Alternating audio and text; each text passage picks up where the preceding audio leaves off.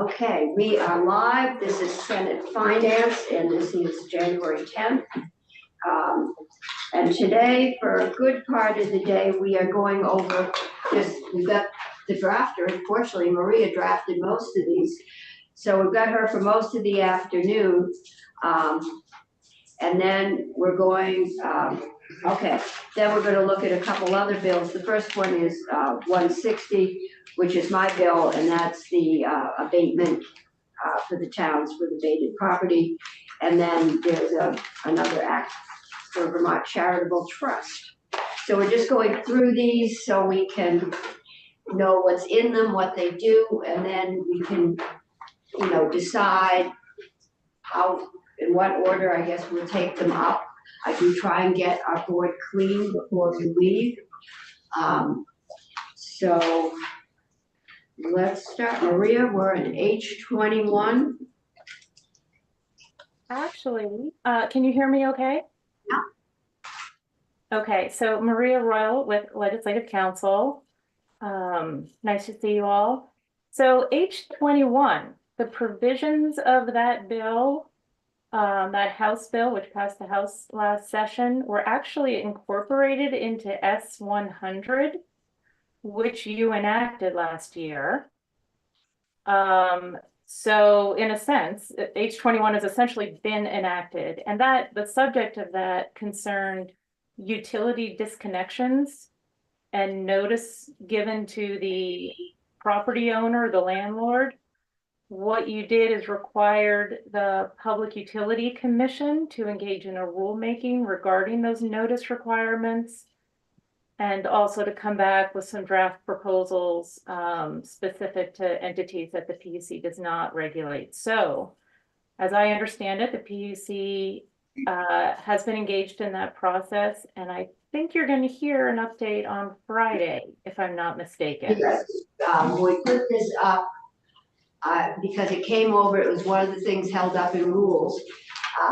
I just put it up with all the other bills, and then when I heard it, we'd done it last year, I was going to take it down, but the PUC said no, they wanted to come talk. So it's here, and I assume that they're going to talk to us about the rulemaking that they've done, and that actually got done in economic development. So I think we'll want to probably hear from them down there too.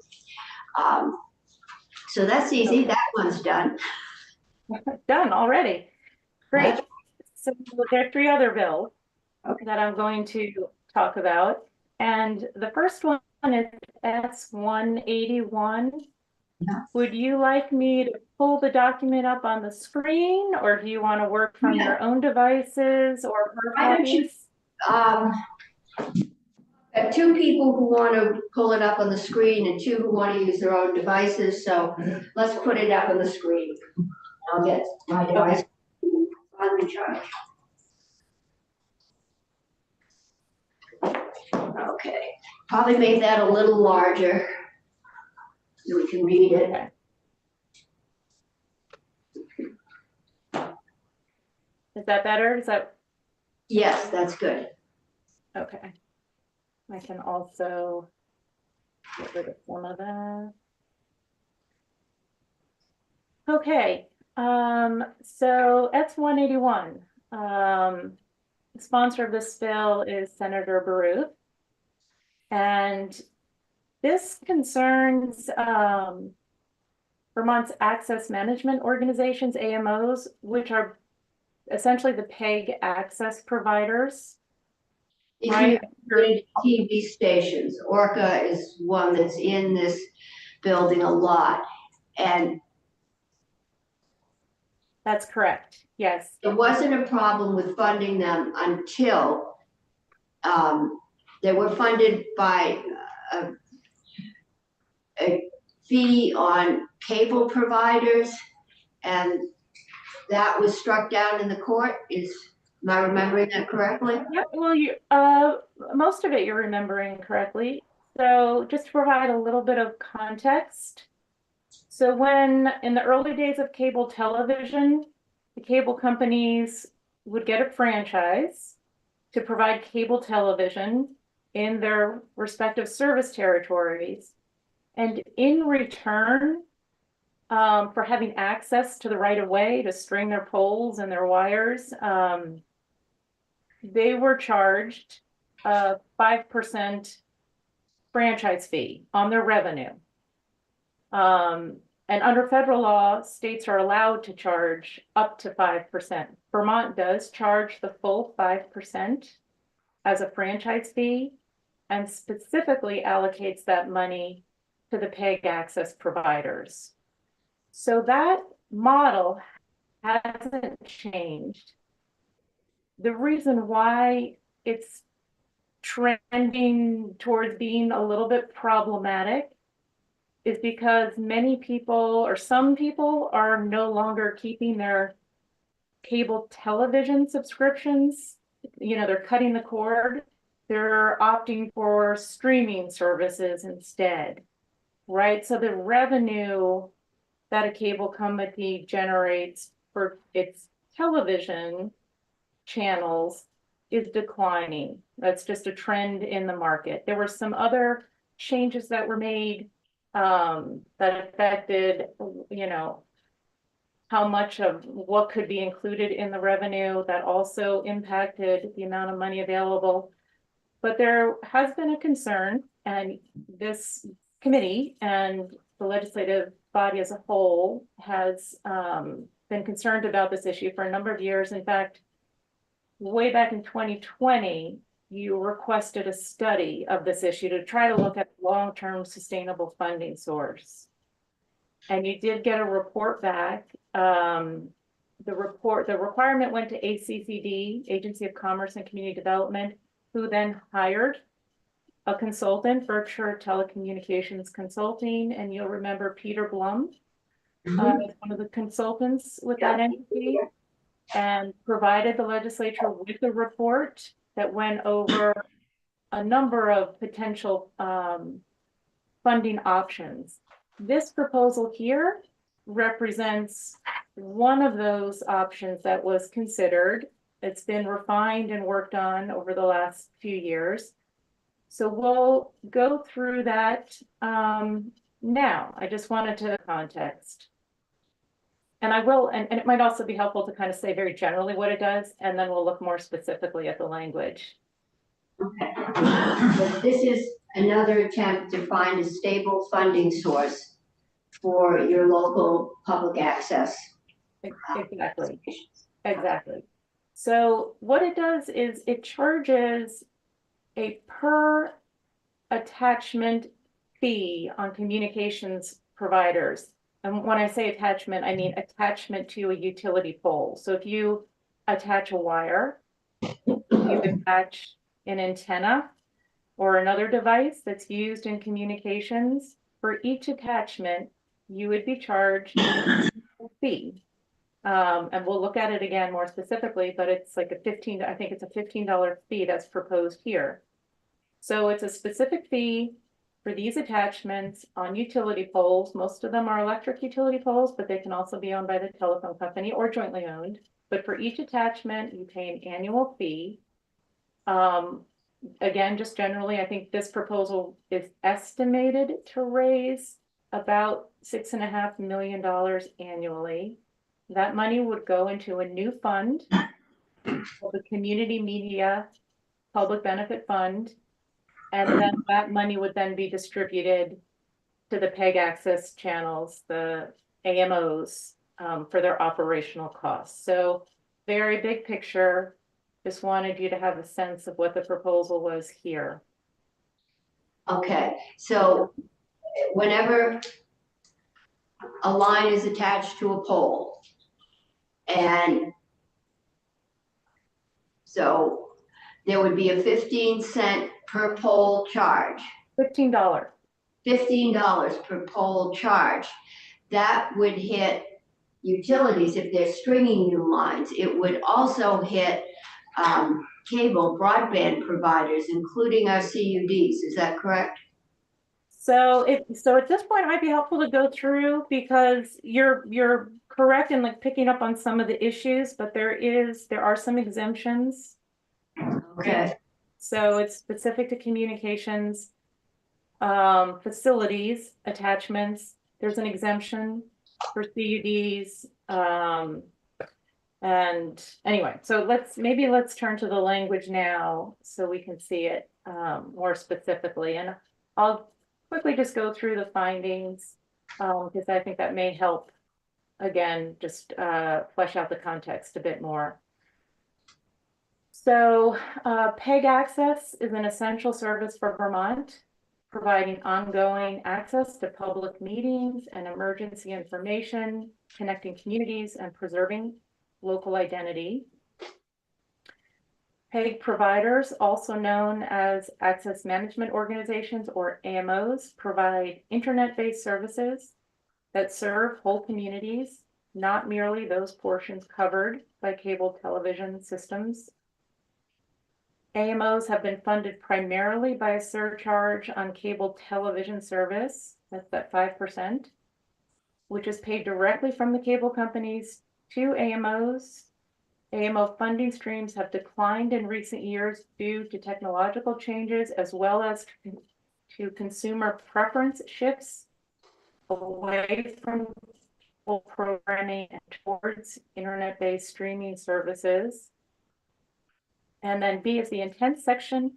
It is the intent of the General Assembly to affirm the continuing importance of community media services in Vermont by providing a stable and ongoing funding stream for Vermont's AMOs. Such funding shall be derived from the communications industry through a competitively neutral and non-discriminatory charge paid by communications providers and imposed on the principal facilities used to support modern communications, which are heavily used by nearly all service providers on the modern network, including wireless service.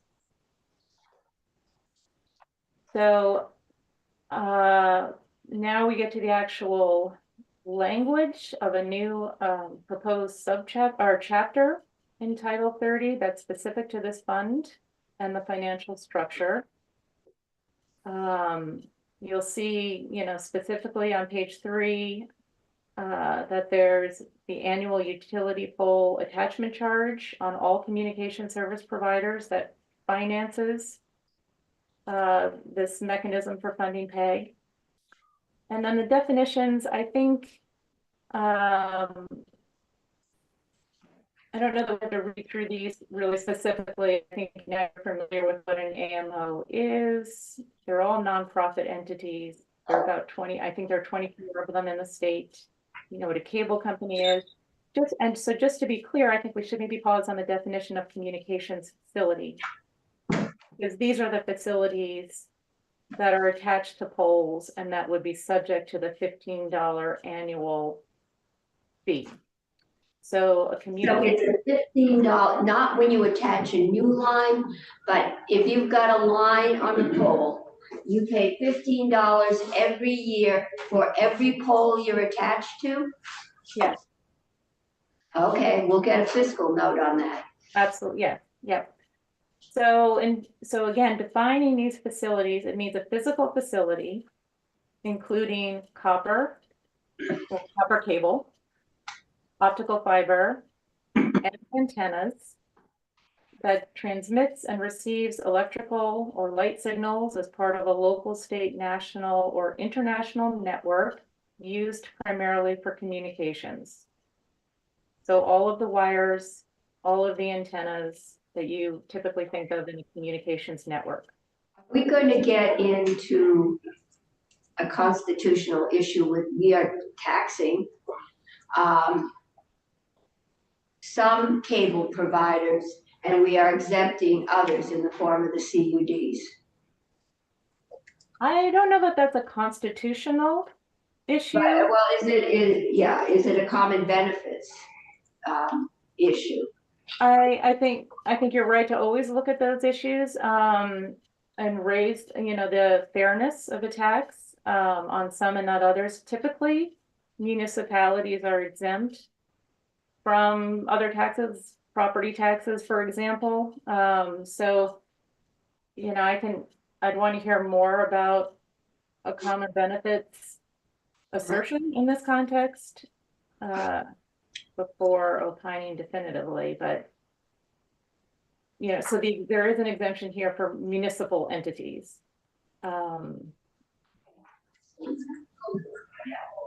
So let's, but definitely can come back to that issue and make sure, that there is comfort with the proposal legally and as a policy matter. So in terms of the providers who own these facilities who would be subject to this fee, a provider means an entity that directly controls communication facilities by means of ownership, lease agreement, or other arrangement. The term includes incumbent local exchange carriers, competitive local exchange carriers, wireless communications providers, cable television companies, and internet service providers. So again, it's intended to broadly apply to all communications providers and facilities. I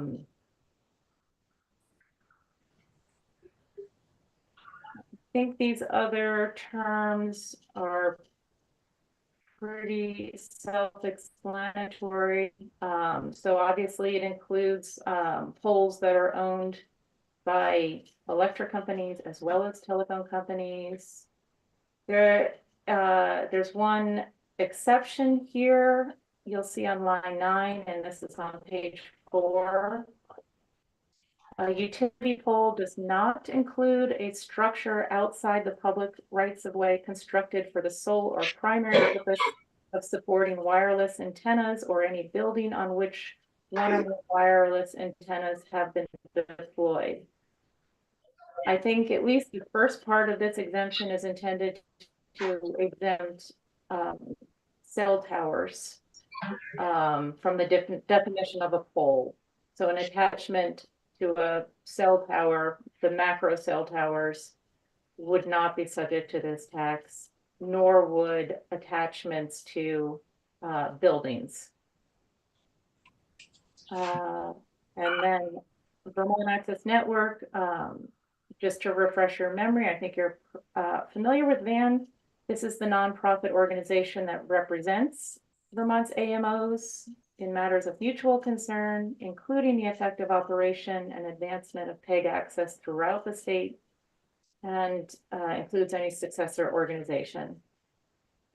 And that's defined because they play a role, you'll see later on, in distributing the funds. So line 17, this is just the establishment of this new special fund. Into this fund will go all of the revenue raised by the new pole attachment charge, as well as any other funds that you decide to appropriate or other funds that are received, gifts, etc.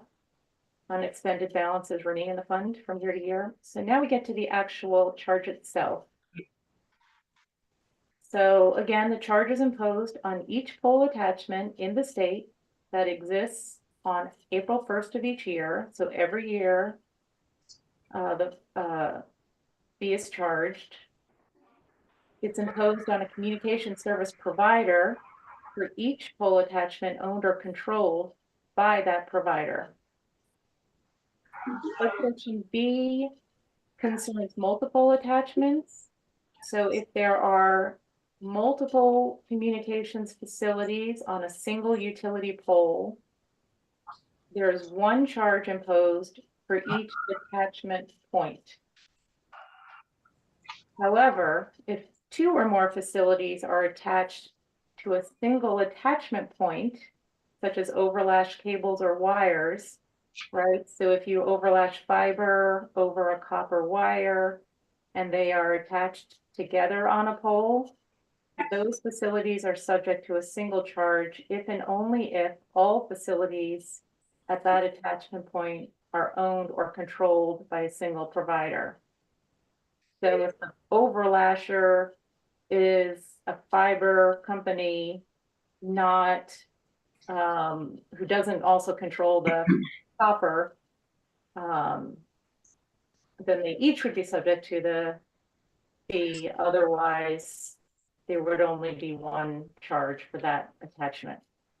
So the rate, again, it's $15 per year for each pole attachment.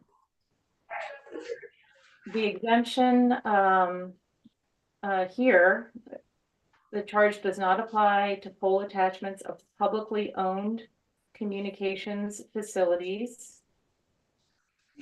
So the CFC, which is municipality, owns the infrastructure that's attached to a pole, it would not be subject to this charge. Also, we talked earlier about cable companies paying a franchise fee for the use of the state public right of way. This would allow the cable company to deduct from the amounts due under this section any of the amounts that they already pay to the AMOs through that 5% charge, right? So they could deduct that amount from the amount that they are required to pay in this proposal. But otherwise, so they keep paying the 5% of their gross revenue. They just can deduct it from the total due under this mechanism. So in terms of the distribution, the General Assembly, so you would annually appropriate amounts from this new fund to the Office of the Secretary of State for the purpose of making grants for the operational costs of the AMOs. The Secretary of State shall administer those grants by making a single disbursement to VAN, Vermont Access Network, on or before October 1st of each year, beginning this year. But before that, so on or before September 1st of each year, VAN would be required to submit a plan to the Secretary with a schedule of proposed subgrants to the individual AMOs, the 24 AMOs throughout the state. And that distribution from the Secretary to VAN to be subgranted to all the AMOs only occurs if the Secretary approves that plan.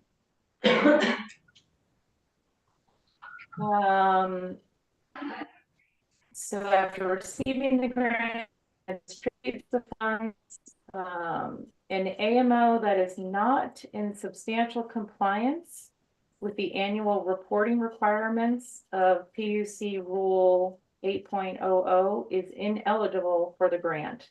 So the PUC has a rule on cable providers that includes, you know, the what the requirements are for AMOs in order that they receive the 5% revenue charge revenue, as well as some additional reporting requirements. So this is just saying the AMOs still must comply with those PUC requirements in order to receive this funding for their operational costs. Then in terms of the administrative expenses, subsection D states that the General Assembly shall annually appropriate amounts from the fund to the Department of Taxes and to the Secretary of State's office for administrative expenses incurred under this chapter. And we haven't talked about the Department of Taxes and their role yet, but we're going to get there momentarily. But that total appropriation is capped at no more than 5% of the total. It says total annual appropriation, so the total amount in the fund that goes out to the AMOs. Maria? Yeah. If the fund doesn't perform 1 year to enough to cover the budgets that are submitted, are we putting the general fund on the hook for paying something out? Well, you would, there would be a request, there would be a budget. A future legislature to appropriate money, but it would certainly be a consideration as to whether you want to appropriate general fund dollars to this new special fund for the I purpose. think we talked about general fund dollars for a number of years. And just haven't been able to take on an additional commitment. Right, right. I think the hope is, and I'll let the financial experts and the other experts in this Yeah. proposal, I think the hope is that the expected revenue will be enough to cover, the operational costs of the AMOs for, I don't know, for the foreseeable future. I guess. Okay, but I have a feeling this is gonna be a significant financial burden on the 2 or 3 cable providers we have here. And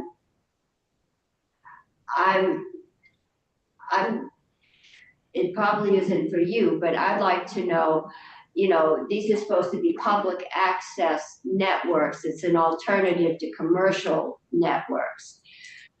But I don't know who decides what goes on, who has access.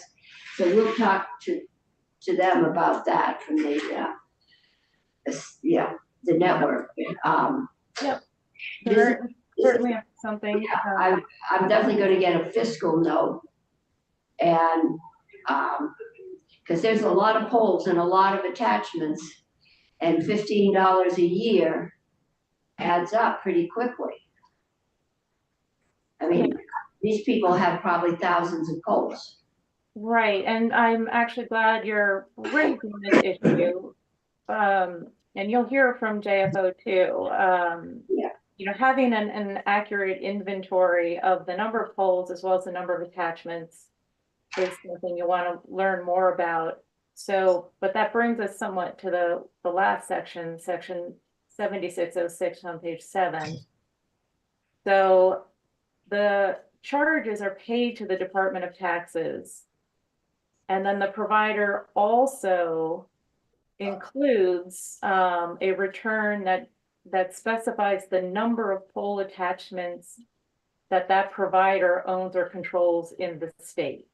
So they would be responsible for reporting their attachments along with their, the total annual amount that they owe.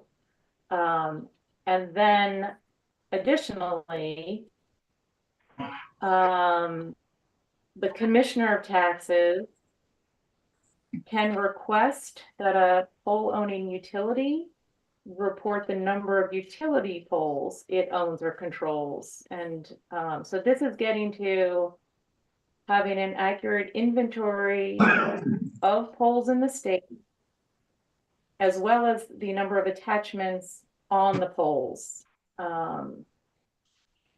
And so there's responsibility for both the pole owner to report number of poles and attachments, as well as the provider to report their attachments. We'll need to hear from the utilities, especially the small ones who have a lot of poles out through the woods. Right. We don't have, I've heard Green Mountain Power has a pretty good count of their poles, but many of the smaller utilities don't.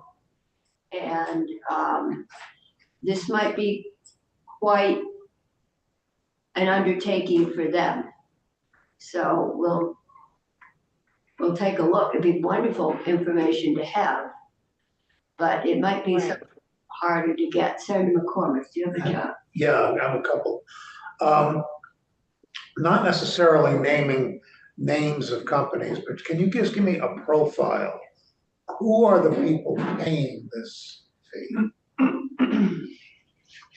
So any communications, essentially any communications provider in the state that owns communications facilities. So telephone companies, your local phone companies, internet service providers, cable television companies, and sometimes it's the same entity running different services over the same wire, right? So this is basically every communications provider that you can think of that provides voice, data, or video programming and attaches to utility poles. So what this might not capture in terms of communications providers are like satellite providers, right? But if you attach to a pole in the state, you would be subject to this fee. Okay, so we are leaving out satellite providers, and there's been a long history of satellite providers not being taxed because they don't fit the definition, and we are leaving out CUDs. Maybe, Okay.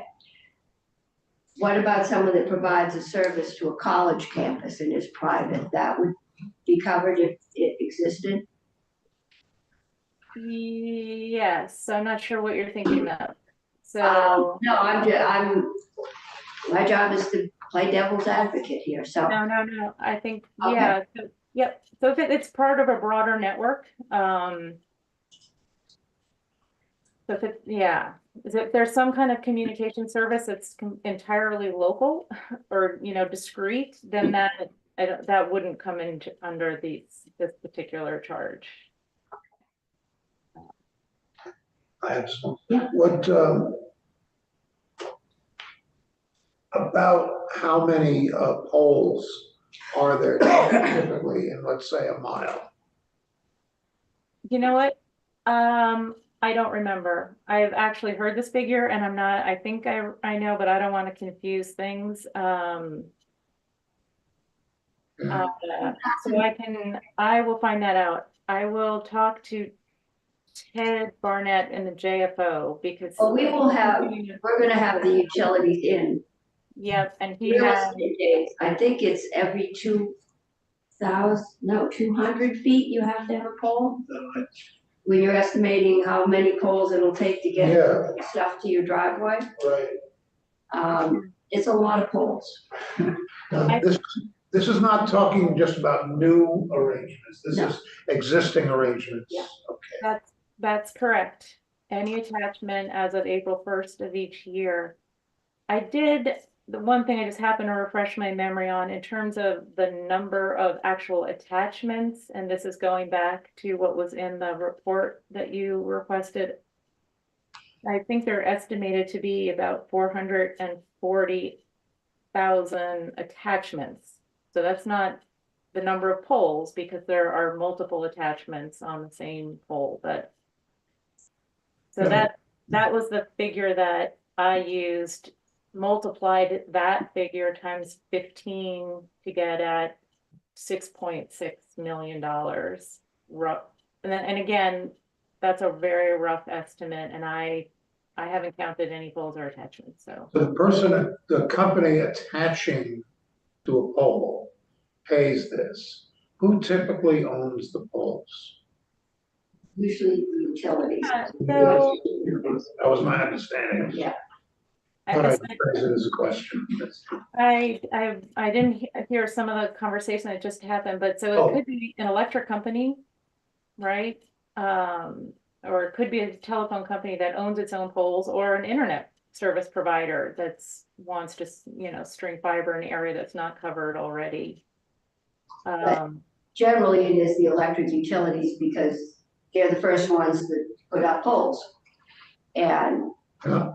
we're still trying to get everybody hooked up with internet as they are with electricity, but it would generally be electric poles. I think that's right. And so for that reason, Green Mountain Power, just by virtue of its size of its service territory, I think is the largest pole owner in the state. I also just wanted to clarify, so there is attaching entities, communications providers, when they attach to poles now, they have to go through, there's that whole, remember that whole rule Yeah. 0.70, that pole attachment process that Or PUC. make ready system. So they pay a rental charge to the pole owner to attach their facilities, right? So this is not that, right? They are paying already to rent space, and I'm not They're saying, already doing that. I'm sorry? They're already doing that. Right, so that's just to clarify that there is that process and rental fee that they pay to the pole owner, that's separate. This would be a state imposed fee per attachment that goes to the state to fund public benefits related to communications networks. Okay, so it is an additional fee. I'm gonna move us along because Thank you, Madam. we've got Okay, four bills with Maria and about 20 minutes to do them. So okay, let's so, move. I think we've got a general idea of what that is. We'll take it up and I've got a whole list of witnesses here and find out, what everyone's perspective is on this and what the cost could be. I assume those costs would get spread out into ratepayers. So we'll see if we can get a handle on that. Okay, next one is, so the next one I was gonna talk about is S-199, introduced by Senator Clarkson. And this bill is specific to CUDs, communications union districts. And I don't think it'll take us quite as long to go through. I think I can provide, medium level overview. And in the interest of time, would you like me to go through the findings? The findings, recognize the work of the CUDs, the service that they provide. no, I don't think, the CUDs are coming in here one day, 21st, 31st. There's CUD day in the building and they are coming in 31st, yeah. I assume this may be one of the bills they want to talk to us about, but I think that would be the appropriate day to really start testimony. So I think we can all agree that CUDs are great. They are also a new animal created by this legislature and we're still designing it. We're not sure if it's a horse or a cow yet. So, let's see, we keep coming up with new things that can happen and new procedures they need in order to succeed. And this sounds like one of them. Yes. So what I won't go through all of the detailed findings. Yeah. But I will jump ahead to page 4, just to the intent of the act. Because I think that's a pretty good statement of, the policy objectives. So the purpose of this act is to further support the efforts of CUDs to provide high quality, reliable broadband service in unserved and underserved communities by enabling CUDs to become more responsive to economies of scale as those opportunities arise and take full advantage of emerging organizational structures. To that end, the provisions of this act simplify the process by which 2 or more CUDs can merge and provide additional flexibility related to CUD governance and business practices. So, more specifically regarding mergers, so you have a whole chapter in Title 30 that's specific to CUDs, how they're formed, what their responsibilities, organizational structure, et cetera, what those requirements are. This would be adding a new section that has to do with the mergers of CUDs. Under existing law, without this section, they would follow the merger procedures that are in Title 24 that apply to all municipalities, towns, villages that seek to merge. The request here is to follow that process in terms of coming up with a preliminary plan and then a final plan, then voting with some very significant distinctions. So this merger proposal is only for CUDs that want to merge. And in the interest of time, we'll go through it very quickly. And again, this mirrors in format the merger provisions that apply to municipalities generally. And along those lines, there's a preliminary merger plan that the merging districts, so the CUDs, put together that describes, their liabilities and requirements of this new merged entity, how the assets are going to be owned, obligations are going to be met. But then that merger, the preliminary merger plan would need to be approved by a supermajority, 3/4 vote of the quorum of the board of each of the merging districts. So this would be the governing boards of each district would vote on whether the preliminary plan, vote to approve the preliminary merger plan. And there are notice and hearing requirements before that vote actually takes place, and that's what's specified in subsection C. And so the preliminary plan is distributed to the legislative bodies of the member municipalities. So to the select boards of each town that's part of the district. So that every town in a CUD, so like EC Fiber has maybe 24 towns as part of its district. So each of those select boards would receive a copy of the preliminary merger plan. And then each district, not town, each merging district would hold a public hearing to solicit input on the plan.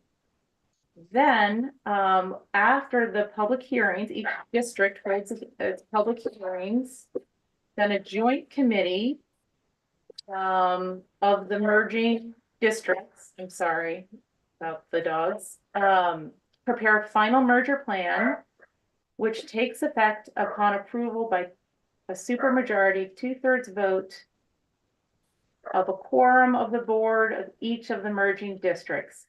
The reason why I'm kind of pausing a little bit here is because this is kind of the key distinction with Title 24 merger procedures, which requires a town vote where every member of the town shows up at a special meeting or the annual meeting and they vote on whether to merge with another town or municipality.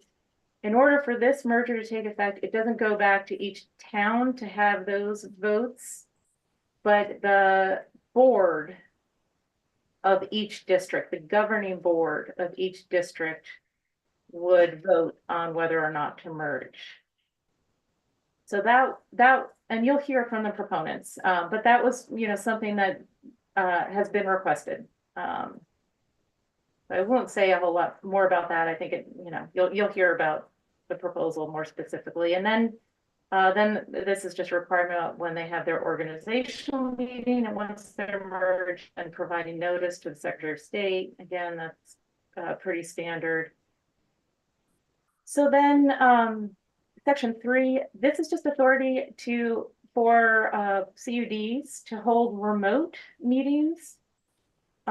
Typically under Vermont's open meeting law, if you hold a remote meeting and there's not a state of emergency or some other exception, typically you're required to have available to the public a physical meeting location where members of the public can attend.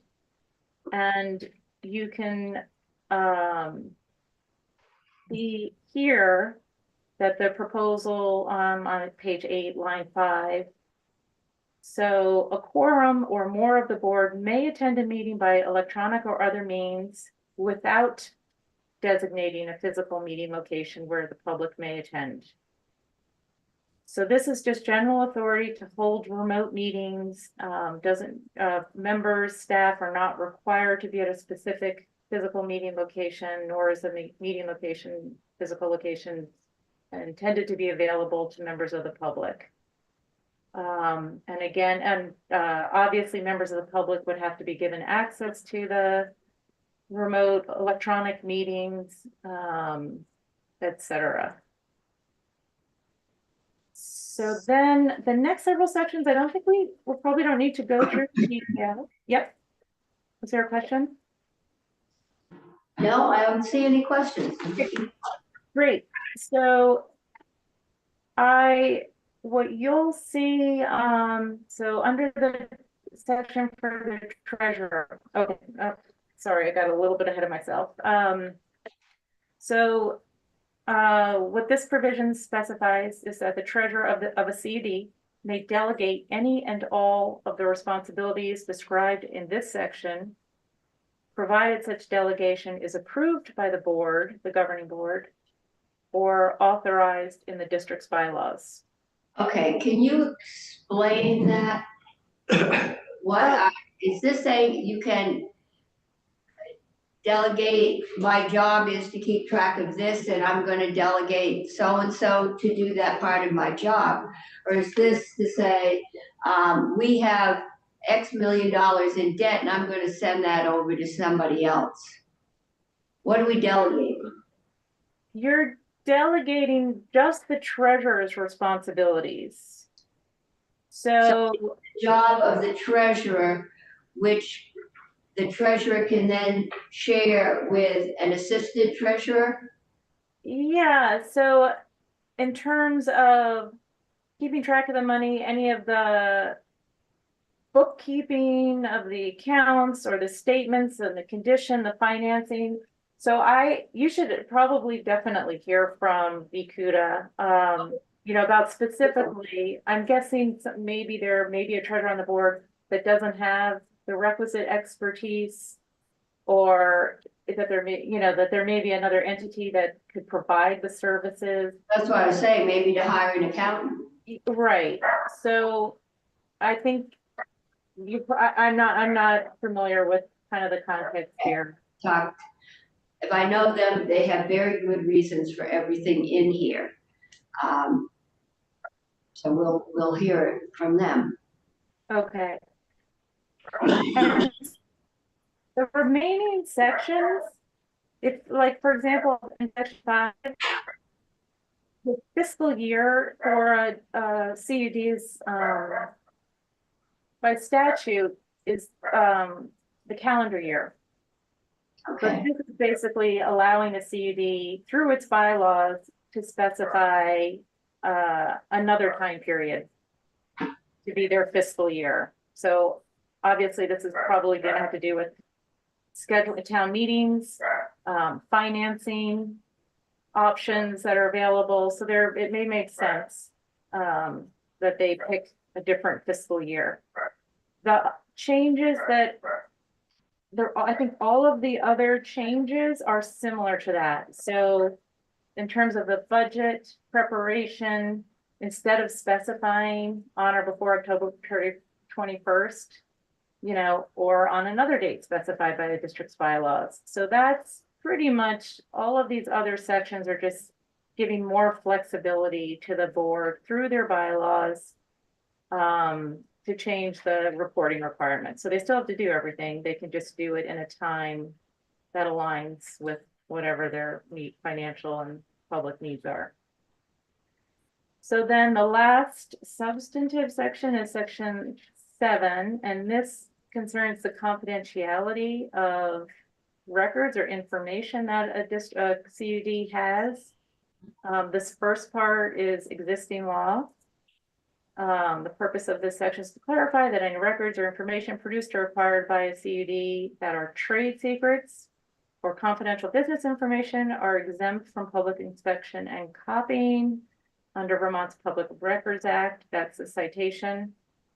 And then the new proposal is subsection B. It specifies that for purposes of this section, confidential business information includes the operational records of any internet service provider under contract with a district for the construction of a broadband network or to provide broadband service, or both, as well as detailed information about the district's deployment plans if public disclosure could put the district at a competitive disadvantage.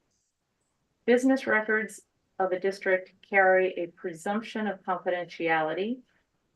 The exemption and presumption specified in this section shall not, however, apply to district governance records and information. So, there are just a couple things that work here. Again, you'll hear about kind of the policy purposes of, CUDs trying to function in a broader competitive environment, but at the same time, they're public entities, and there's the need for transparency of its activities, and I'm sure you're going to hear more about this and what the request is. Yeah, and I'm wondering, public records is generally in the domain of government operations, so. Yep. I don't know if the intention is it'll go from here to there, but I think they would be the ones most appropriate to deal with that. Right. So, see if I'll talk to them and see what they'd like to do.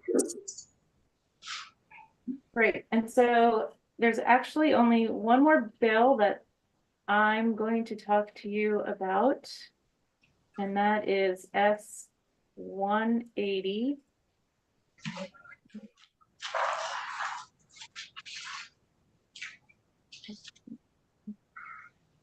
And Senator Cummings, you're familiar with this bill?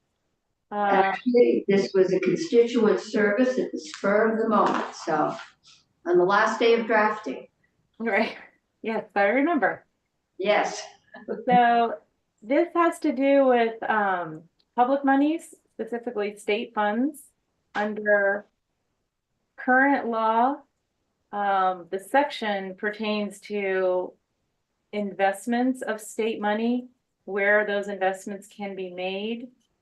So that's the section that's being amended, and you'll see in subdivision 2, it says that the public money can go to certificates of deposit and other evidences of deposit at banks, community development credit unions, as defined in, and then a reference to Title 8, and savings and loan associations approved by the treasurer. So the proposal is to allow investments at any credit union, state or federal credit union, not just a community development credit union. Community development credit unions are entities that serve primarily low-income members.